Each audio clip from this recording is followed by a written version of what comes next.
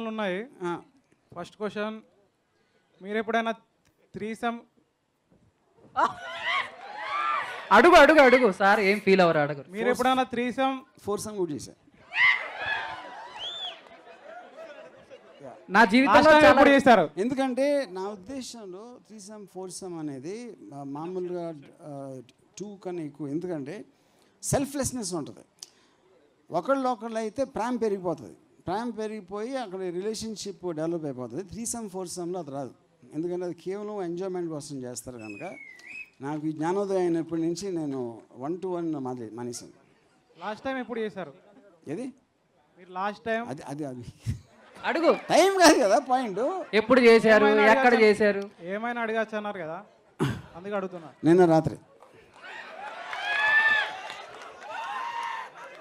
ఎంతసేపు చేశారు సార్? చెప్తాను చెప్తే గుండాకి చచ్చిపోతావు. నాది యాస్టీస్ మీలాగానే స్ట్రాంగ్ హార్టా. అంటే ఇప్పుడు హార్ట్తో చేసాను ఫస్ట్ టైం మిమ్మల్ని చూసాను. హార్ట్ అంటే మీలాగా స్ట్రాంగ్ ఉంటుందని చెప్పాను, అది కాదు.